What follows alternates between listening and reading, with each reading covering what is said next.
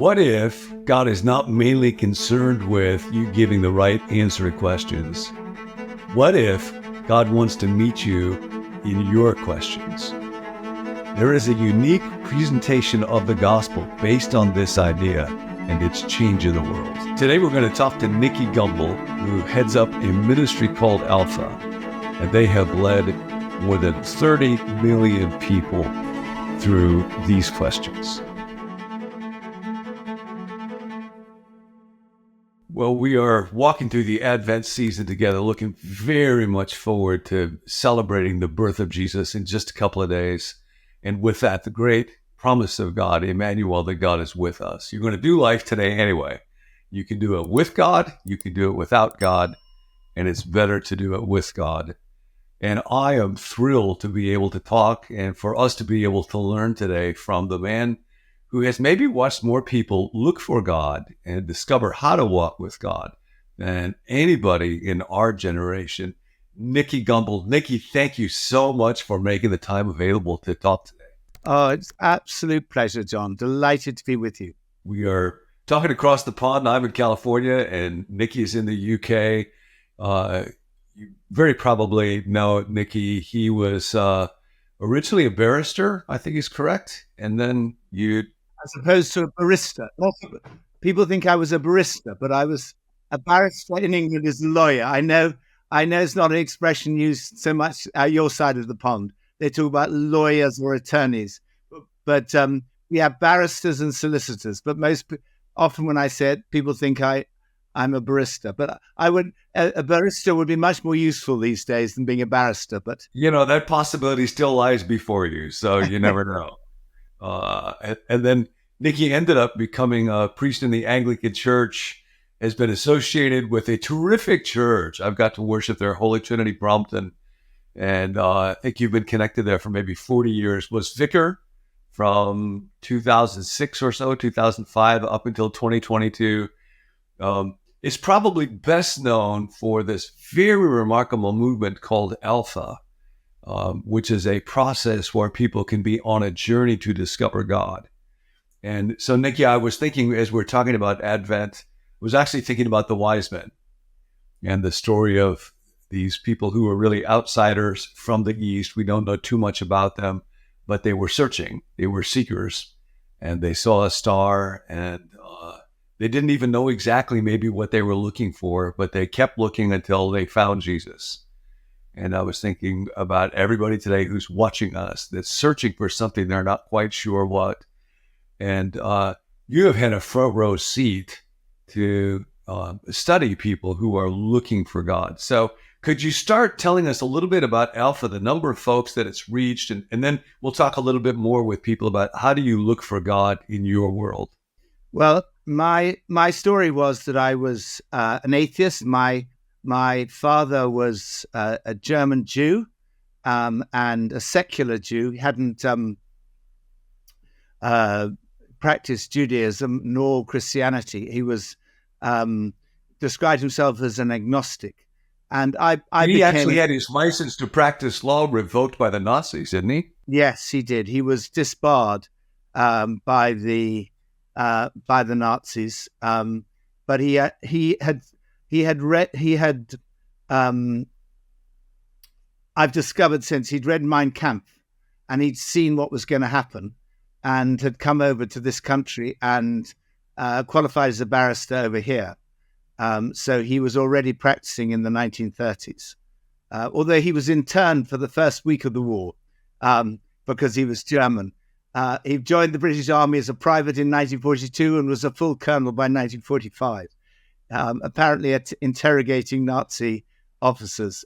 Anyway, I didn't know anything about... my mother told me when I was 14, your father is German and Jewish, and you're never to talk to him about it. And I never did.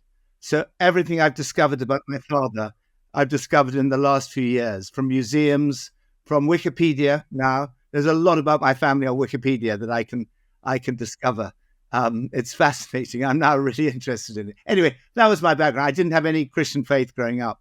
And in my first year at university, my great friends, Nikki and Silla Lee, told me that they'd become Christians. And I was so horrified. I wanted to help them. And I thought, I've got to do something about this. I've got to find out something about it. So I decided to try read the New Testament. And I had an old Bible from school, from RE lessons. And I read the New Testament. And that's how I encountered the person the New Testament's all about. And it was in that encounter that my life changed. And from that moment onwards, I wanted to communicate my faith, because Jesus said, I came that you might have life and life in all its fullness. He didn't say, I've come that you should have an easy life. And we all know that life is not easy. As I think Kay Warren says, life is much more difficult than you think it's going to be. And life is difficult. Life is tough. There are many, many challenges.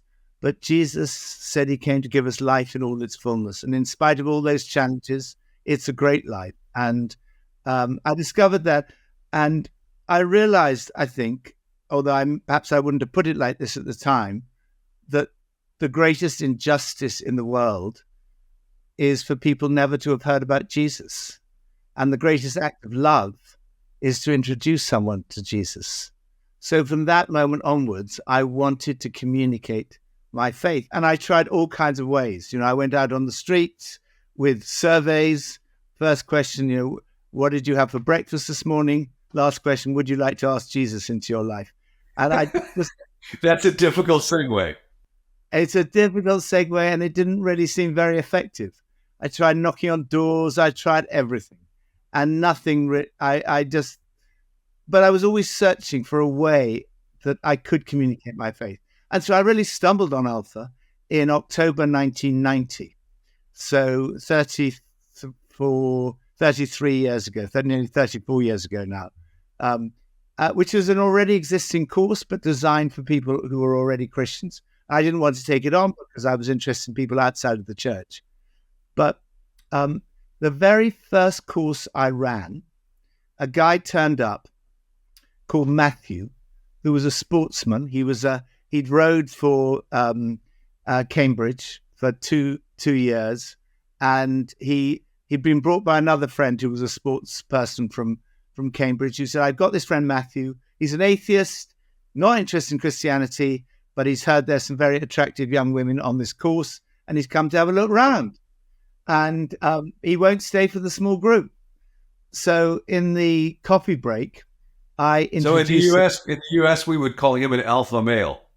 Yeah, he was very much an alpha male, very much an alpha male. And so I introduced him to one of the young women on the course, and he changed his mind and decided he would stay for the small group after all. And he stayed for that, and he stayed for the course, and he encountered Jesus. He was filled with the Holy Spirit. His life was radically changed, and he married my wife Pippa's younger sister. So Matthew's now my brother-in-law, father of 4 children. I've seen the impact on his life. And on the next course, he brought his sister, and he brought several friends, and I had a group made up of people entirely outside of the church. And all of those people encountered Jesus, were filled with the Spirit on the weekend. And we had a 25-year reunion of that group. They were nearly all of them involved in Christian ministry in different parts of the world. So that was the moment I realized this course could be adjusted for people outside of the church. And after that, we started to get hundreds of people coming. Because in England, there are far more people outside of the church than inside the church. So when we made it a course for people outside of the church, it grew to hundreds of people. And then other churches got interested. And in May 1993, we put on a conference. And we said, because so many people were ringing me up and saying, from the Baptist church, from other churches saying, how do you do it? And I spent so much time on the phone that I thought I'll get them all together in one room and I'll tell them all at one time. And 1,000 people turned up, and I told them all, and I thought, that's it, it's done. Then someone said, oh, could you come and do it in Scotland? Could you come and do it in Hong Kong? Could you come? So we started to go around the world telling people just how to run this course. I had no idea that it wasn't something, I had no idea that it was unusual to have hundreds of people coming to faith all the time. I'd never experienced it before, but I assumed that every course had a course like it. But very soon we discovered that there was something that people were looking for all over the world. And so it basically spread to every country in the world. And then tens of millions of people started doing it and have done it since then. And 30 million people have done it so far, but it's growing now a lot faster. So it will. It's just a sort of. We've just done a Chinese film series, so it's in every language in the world, dubbed but we've just done one that's what is totally Chinese. In other words, I'm nowhere near it. They're two Chinese presenters, they're Chinese experts, Chinese testimonies, Chinese vox pops, filmed in China, directed by Chinese. So the material is the same, the course is the same, but it's entirely Chinese. And there's now a youth version. We're doing an Arabic version. So when I say Arabic, of course, there are Arabic versions. You can get it dubbed into Arabic, but we want it. I think people need to hear the gospel from people that look like them. And so Alpha works fine for USA, Canada, Australia, New Zealand, and even Western Europe. Netherlands, Finland. They don't want their own version of it. They're very happy. But once you go to China, the Arab world, the Middle East, Africa, we're working on an African version as one which will be all Africans presenting experts and so on, so people can hear the gospel from people who look like them, and that's the so that's the Chinese version. We thought, well, maybe it'll be times 10, but it's like times 100. I mean, it's literally the impact of the Chinese having it in Chinese. I mean, you see Chinese pastors weeping, just saying, you haven't forgotten us. You've done this for us, and this is in our heart language. So I think that's the direction we're sort of heading now, is how can we get this to people in their heart language? And how can we, so 38% of the courses are youth courses. I'm nowhere near that either. So I'm in a sort of succession, but I'm trying to get out of it, and trying to get other people leading it. So, Nikki, I remember years ago when we were talking about Alpha, and you were saying one of the important elements of it is don't have too many Christians in the group. You actually want to have people going through the group where they feel great freedom to name what it is that they were actually thinking, and not having people give the right answers. And so I was thinking, for folks who are listening to us right now, there'll be a lot of people who are people of faith, who are Christian. But it struck me when you said that sometimes our very faith can keep us from thinking or speaking or asking the questions that can help us to seek God and find God better in our own lives. What do you find with people that gets in the way of or interferes with, sometimes even people of faith, interferes with their ability to actually find God really present in their day-to-day life? In terms of what you just said about why we don't have too many Christians on Alpha, Alpha's not about us sharing our faith with people outside the church. It's about providing a space where people can explore and find their own faith. So it's and in that sense, having people who are Christians who are very keen to share their own faith can be very off-putting for people outside the church.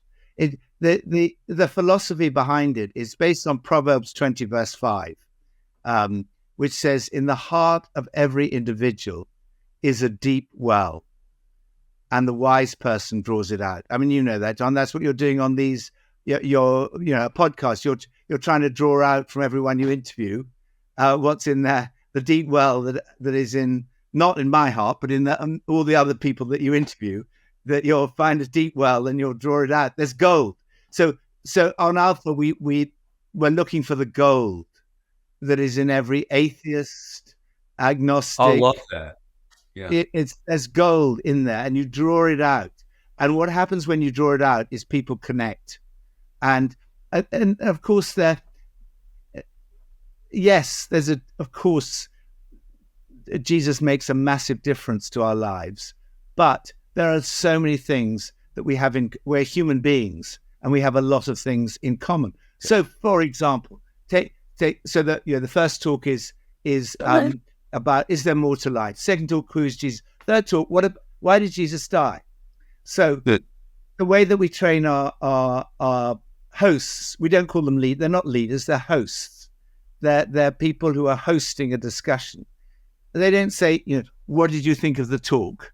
Which is a useless question to ask. Yeah. The first question is, has anybody here ever needed to forgive someone? Now, there's nobody who who's gone through life without needing to forgive someone. Yes. And if you can get people to start to talk about things that have been done to them that they found hard to forgive. And sometimes, there's lots of laughter usually. You're like, oh, I had a row with my mum, I need to go and forgive her. Two, I've just come out of an abusive marriage and I'm finding it really hard to forgive my husband. And now there's connection, because here's a person that we all love, because our heart goes out to that person. So that's the first question that evening, and people start to talk.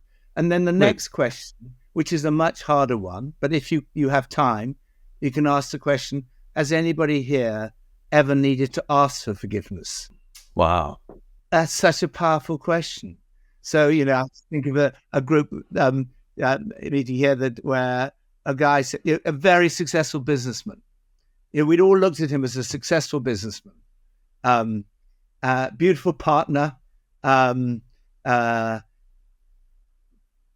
he just said, I used to be an alcoholic, and I did a lot of stuff, and there are a lot of people that I need to ask forgiveness from. And immediately, again, everybody loves that guy. We think we'll impress people with our strengths. We're like, oh, I'm so successful. I've got this degree, and I've got these letters after my name, and I've got an honorary doctorate, but nobody cares. But when you say, I was an alcoholic, then everyone loves you, because we connect with people through our vulnerabilities. And when we say, actually, we've had a tough life, it hasn't all worked out, I've made many mistakes. So you get these unbelievable connections in the small group between the people, because of the humanity. It's the humanity that we're all, none of us are perfect. We've all messed up. We're all on a journey. And yes, okay, someone has encountered Jesus, and they can, at some point, maybe that one of the helpers will tell their story about how they encountered Jesus, how that changed their life. But we're sharing our common humanity, rather than here are the people who are not Christians, and here are people who are. We don't kind of define people at any point. We're on a journey, and so I swim in the Serpentine every morning. The Serpentine is a lake in and if you can imagine, in London at the moment, it's anywhere between -1 and 10 degrees. The water this morning was 7 degrees because it's warmed up a bit. And I swim there, and I swim with lots of different people, but particularly there's a group that I swim with, people who are into mushroom tea. And I'm part of this group. And one of the young guys there, they're nearly all entrepreneurs, young business people. I don't know anyone else in the group who would be a churchgoer. But one of them said to me, we're the curious generation. And they are so open to exploring. And I just thought that's such an interesting thing, because curiosity is a good thing. We should be curious. We should want to learn. And I think all of us are on that journey. Whether you're Christian or whether you're not, we share this desire to learn more, to grow in our relationships, our human relationships, grow in our relationship with God. There's something so powerful in that approach where it's not divisive, here's the sheep and here's the goats, but it is a call to know Jesus and follow him, that it's really deep. But I think so often in the church, we can think that God's main concern is that you give the right answers when you're asked certain theological questions. And that if I'm a Christian, my job is to pound those answers into another person, rather than saying, no, we can embrace the commonness of our humanity. And even for the people who are listening today, to start with, what are the questions that you're working on? Like, who do you need to forgive and who do you need to be forgiven by? That's so powerful. Yeah. Well, I think, we can pound them with the answer, but you'll never see them again. So we can you can give them absolutely the right answer. And you can have evangelized them, but you'll never see them again. Whereas if you listen, they'll come back. If you're genuinely interested in them and listen to them. So, we said to people, when you say, who is Jesus? If someone says, well, I don't think Jesus ever existed, you just say, how interesting. What other people think. There's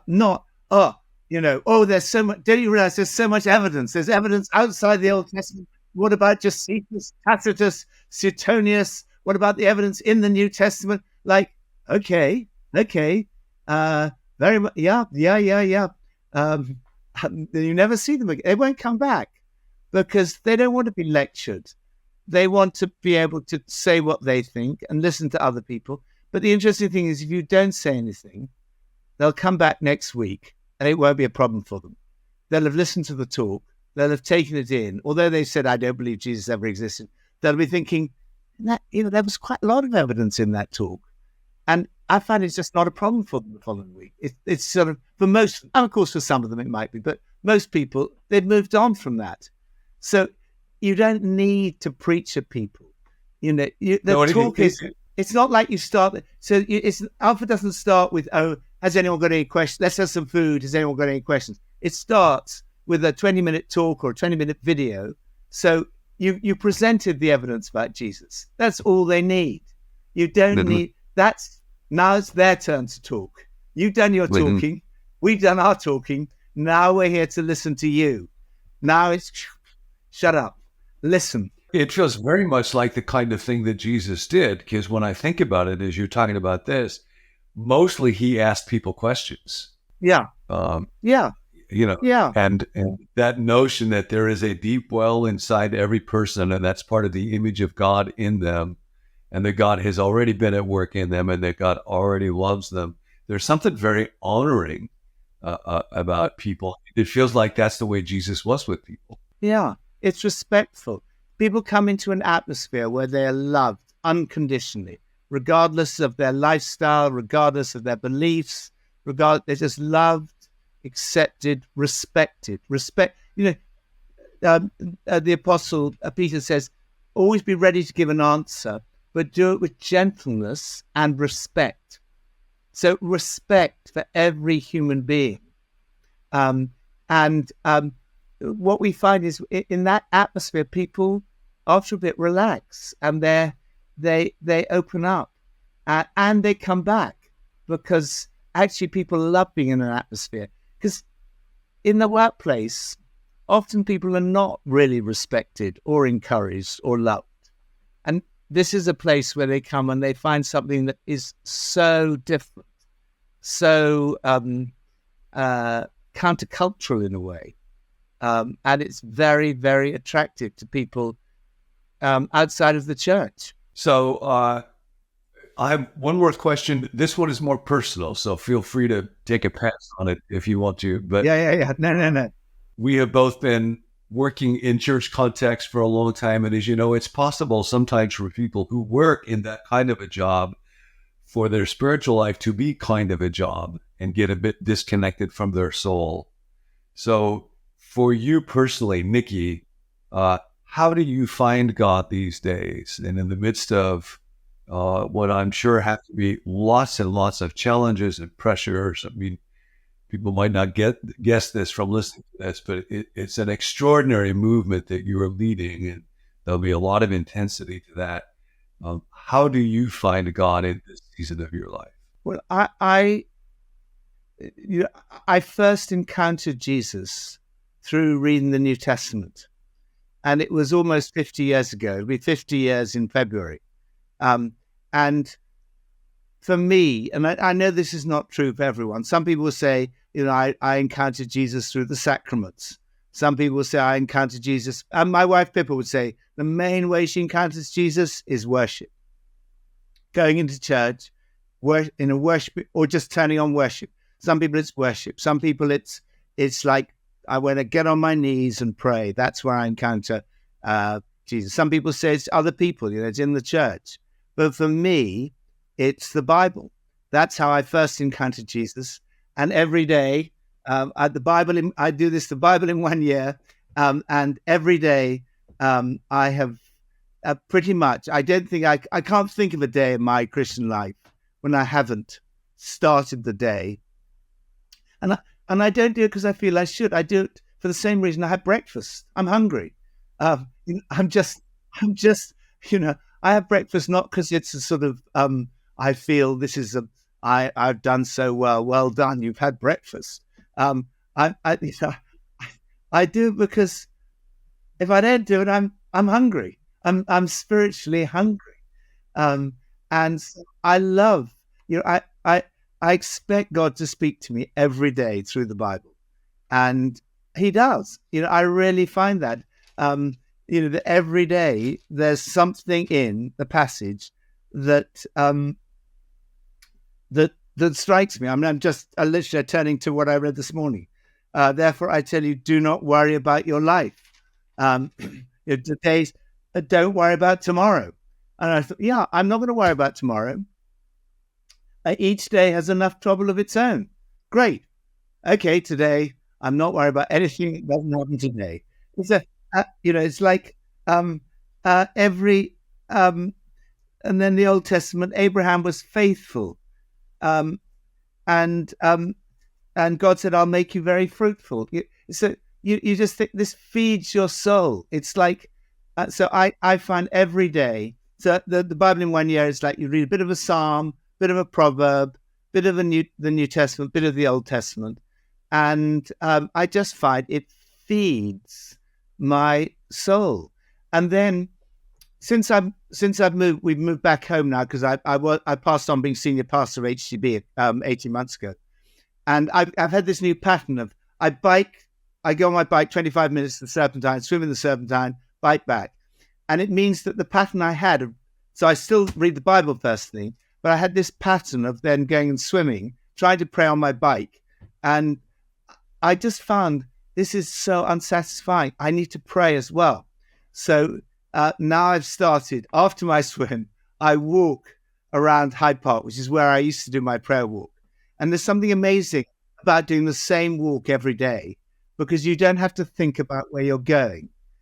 So I'm really bad at praying. I mean, how much of that is actually encountering God or Jesus? 2 minutes, at the best. On some days, it's very distracting, particularly, I used to very early in the morning and there was no one in Hyde Park. Now it's a bit later, there are people around, there are distractions. Occasionally I bump someone shouted out Nikki and, then they had a conversation. And so you have, it's a bit more, but I still find it makes a difference. Just setting aside that time, and even if it's only 2 minutes, where you're actually connecting, to have some connection in that way through prayer. So those are that's the answer. Those are the ways in which that's kind of the bedrock for me is. No, it's just go ahead. Go on, John.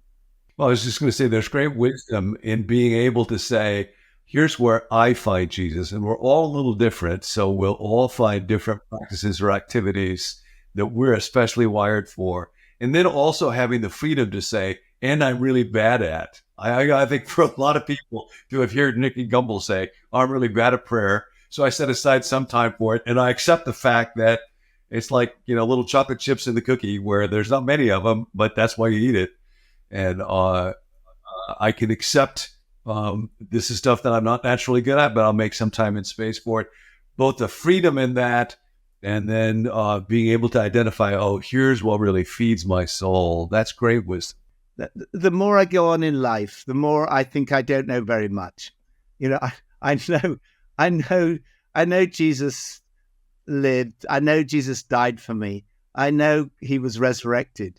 But there's so many things I don't. People ask me questions about.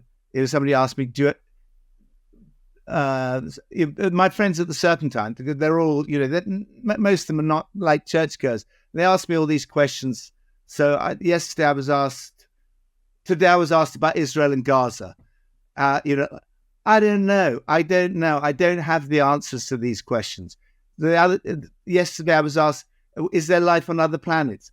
I don't know. I don't know. I don't know the answer to any of your questions. There's very little I really know. And I think the more you go on in life, the more you realize how little knowledge we have. But some things, the really important things, we do know. We do know that Jesus died for us. We do know that Jesus is alive. We do know that we can have a relationship with God. We do know that we can have the Holy Spirit living in us. We do know that we can have eternal life through Jesus. We do know he's the way, the truth, and the life. These are the things we know. And we can focus on those. And the rest we just have to. And that's what people say on other small groups. We train our hosts to say, I don't know. That's, I really don't know the answers to your questions. But, Jesus, to go back to what you were saying earlier, Jesus very commonly said, what do you think? What do you think?